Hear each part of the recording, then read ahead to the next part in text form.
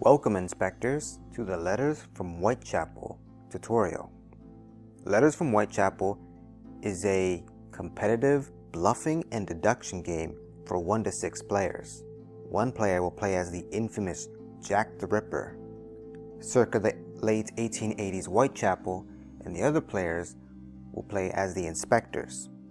You can play with fewer than 5 inspectors. Each player will simply control more than one pawn.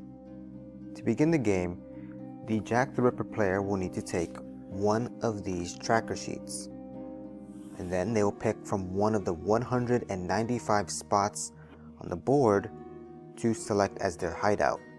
The objective of the game is to kill 5 women across 4 nights and to make it back to your hideout without being arrested or running out of time. For the purposes of this demonstration, we will say that spot 71 will be Jack's hideout. So you would simply mark at the top spot here 71 for your base.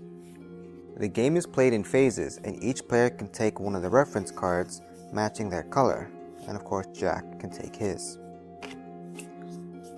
I'll go step by step showing how these phases work. First, depending on the night, we have on the side here 1, 2, 3, 4 knights. There's a pawn for Jack to go on the knight and a pawn for Jack to go onto this bottom time track.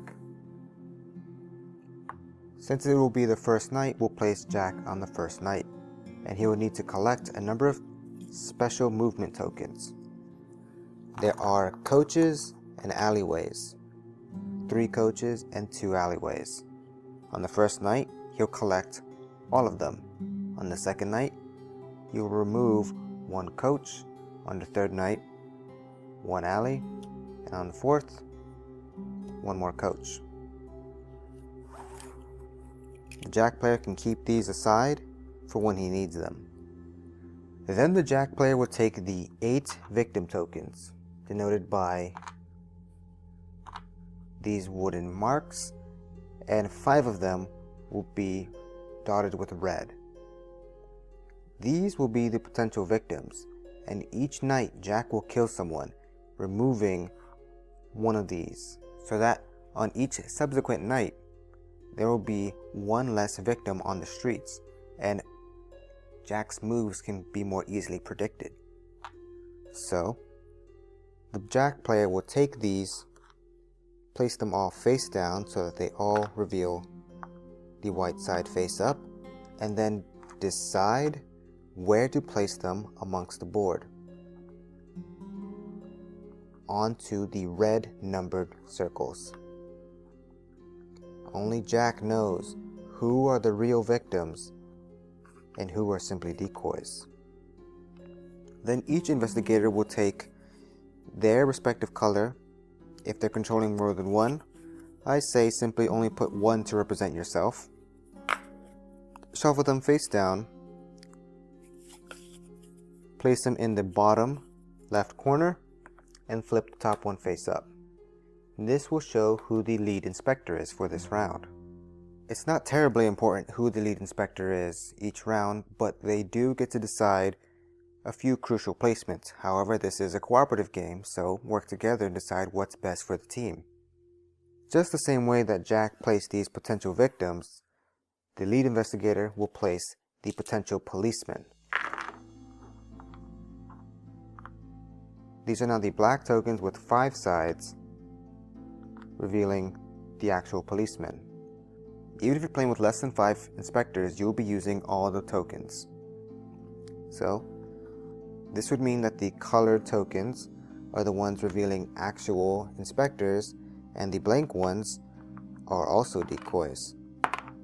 In this way, Jack doesn't know who's a real inspector and who's not.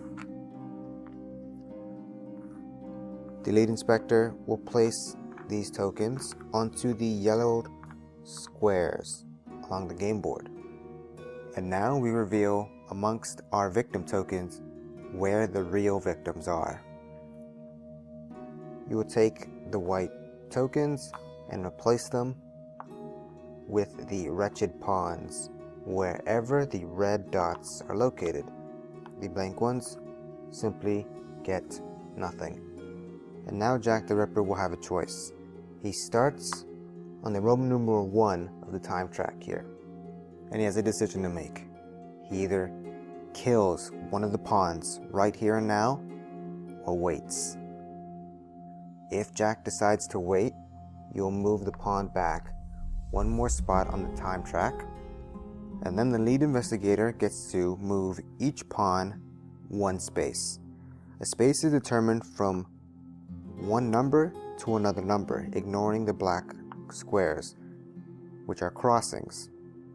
This is how Jack and the pawns move. However, when we get to it, we'll find that the inspectors move via the crossings and not the numbered spaces. The idea here is to move these pawns closer to your policemen and potentially further away from Jack's hideout.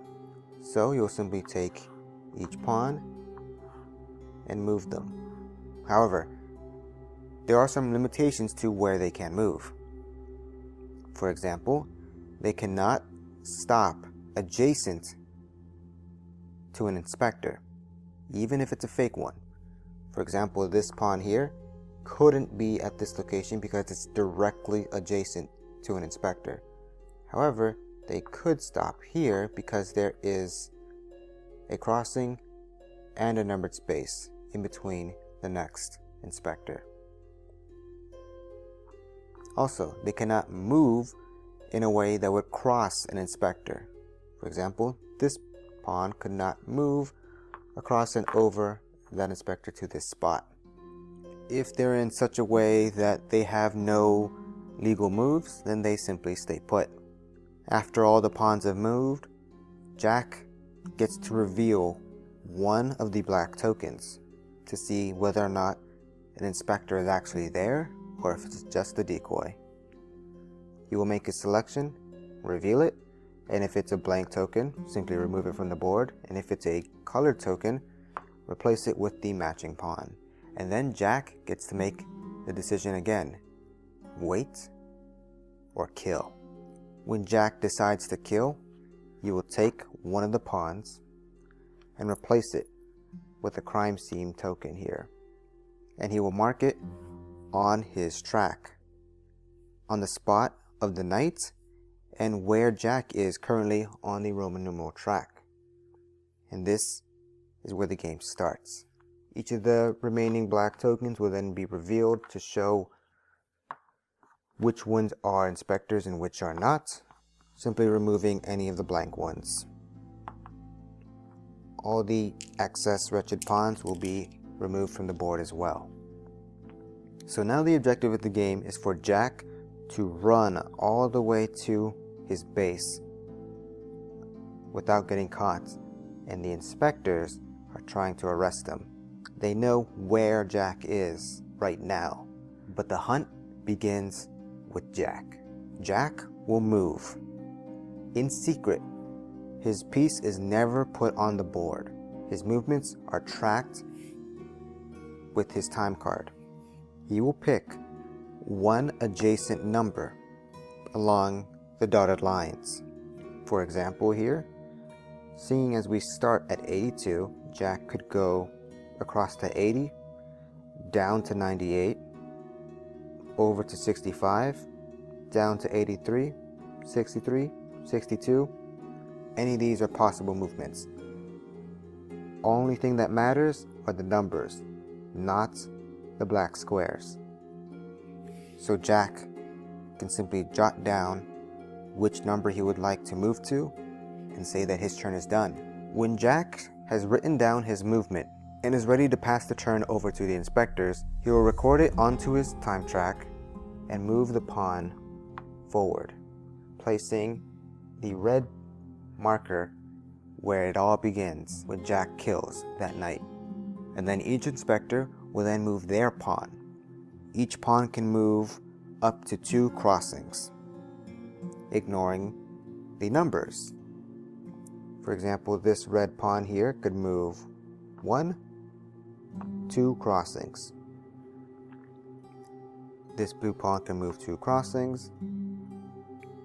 They're all trying to converge and stop Jack from getting to wherever his hideout is. Another important thing to note, when Jack is moving, he cannot move across and through the inspectors. For example, if Jack was here at 64, he couldn't move to 66 because that would be passing directly through an inspector. Now, he doesn't have to tell the inspectors that they are blocking him. He just has to be conscious of it and be sure that he doesn't cheat. After all the inspectors have moved, they can then either search for clues or attempt an arrest. To search for clues, you'll pick any pawn that hasn't performed any actions during this phase of the turn, and they will select any and all adjacent numbers to search for clues. What do I mean? So for example here, this red pawn is adjacent to 98, and they can say, I would like to search for clues at 98. Jack will then look at his track, and if 98 has appeared on any of the spaces on that night, he will then place a clue token at that location. Otherwise, if that spot has not appeared at all on his track, he will simply say, I've never been there, and will not place a clue. The second action that an inspector can do is to attempt an arrest. They will declare one numbered space and say, I am arresting 98. And either Jack admits defeat or simply says no. The inspectors have lost their opportunity to catch Jack, and they don't even know whether or not Jack has been on that spot this night at all. It's a bit of a gamble, but if you're confident in where you think Jack is, you can nail him. Now, for example here, if Brown was here, and Brown says, I would like to search for clues at 98, and Jack says, I've been there. Logically speaking, Jack has only moved one space. So Red could say, I'm arresting 98, and the inspectors would win. And just to be clear, each inspector can either search for clues or attempt an arrest. Just because one inspector possibly fails at arresting, that doesn't stop any of the other inspectors from attempting it as well. And those are the bare bones basics. Now Jack has some tricks up his sleeve, and that is the coach and the alleyway tokens. So when it's Jack's turn, he can decide to use a special movement token. In this case, we'll show you how the coach works. The coach represents two simultaneous movements. Jack will record 2 spots on his time track and then place his marker at the end of the coach. So now the inspectors know Jack currently has moved 1, 2, 3 spots. So we can start to get his approximate location and where he could possibly be going. The second thing Jack can do is to go through the alleyways. As you can see, this board is sort of divided up into these gridded squares, showing all the different blocks in Whitechapel.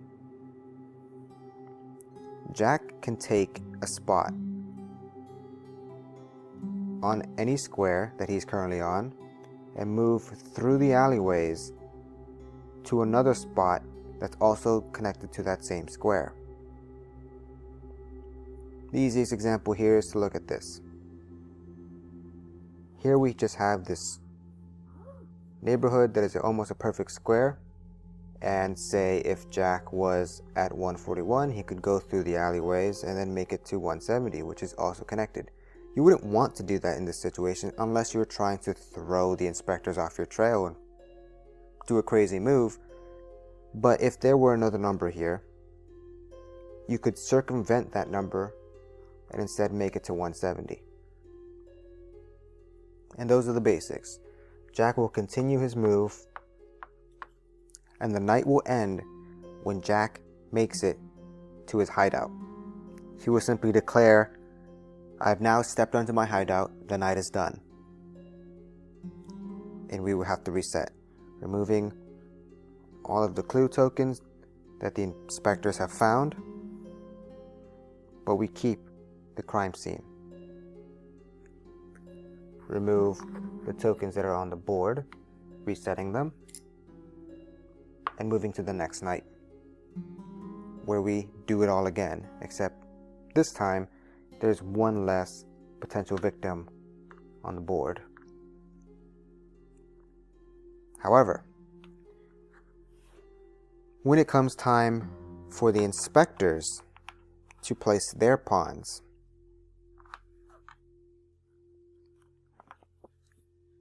when placing the police investigation tokens, you must place a token where each policeman pawn was the night before. The remaining two will be placed on the yellow border squares, just like the first night. But you can mix up the placements on each subsequent night, replacing real inspectors with decoys and putting decoys out in different locations or real inspectors out in different locations. It is up to you and how the board is in your favor. And then we do it all again for a second night. The pawns will be revealed.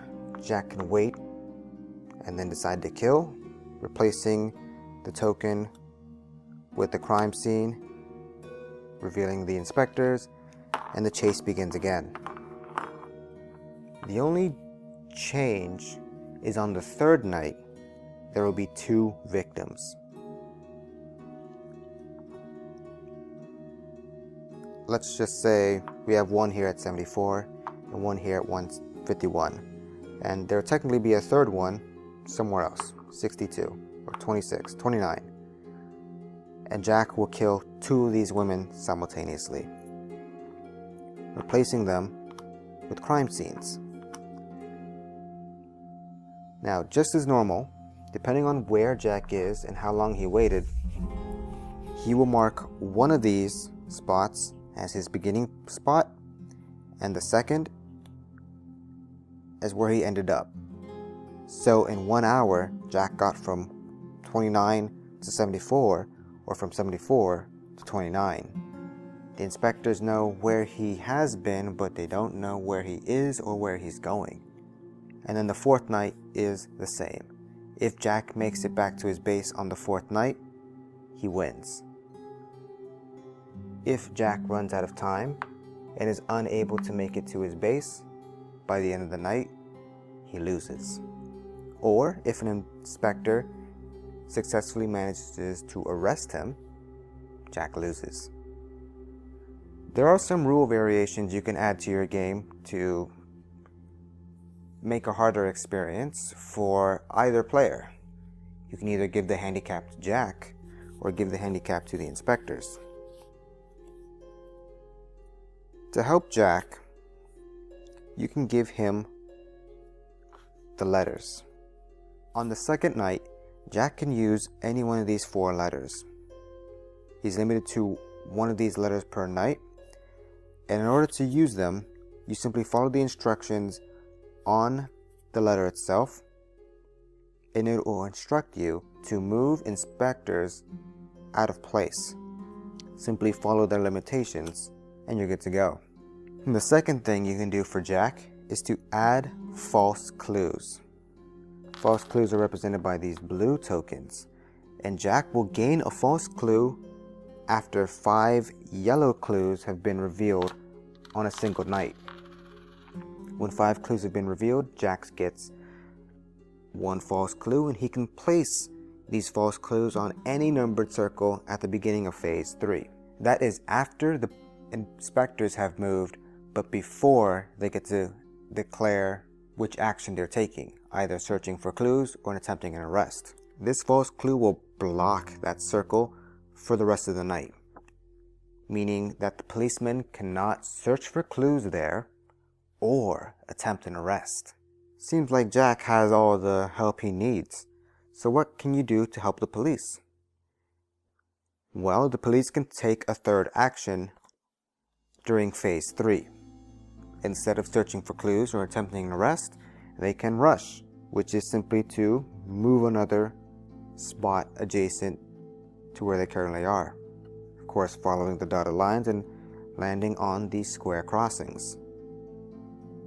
The second thing you can do is area arrests. Instead of simply picking one spot, an inspector can pick all adjacent spots for their arrest. The third thing you do is simply restrict Jack from selecting any of the red circles as his potential hideout. Because if he's really good, on that fourth night, he'll kill someone immediately and then make it home. The fourth thing you can do, during phase 3 of what's known as Hell, the very first part of the game, when the lead investigator is placing the tokens either on the crossings or replacing whichever one are currently on the board, if the lead investigator is Donald Swanson or Aberline, they can immediately execute an arrest, declaring any of the circles on the board. If the circle that they declare is Jack's hideout, Jack immediately loses. They know where you live, so it doesn't matter how fast you run, we'll be waiting for you. However, this can only be used once per game, as opposed to once per night. And that's it. That is how to play Letters from Whitechapel. The only other thing I want to mention is that as Jack, you can go back and forth between two spots and waste time that way. But keep in mind, you're wasting time. You only have a finite number of moves before you need to make it back to your base. And the second thing is that you cannot use your special movement tokens to make it into your base. You have to walk into it. But that's it. If you have any questions, of course, put them in the comments below or send me an email at cynicallyawesomegames@gmail.com. But that's all for now. Thanks for watching. Now let's keep on rolling.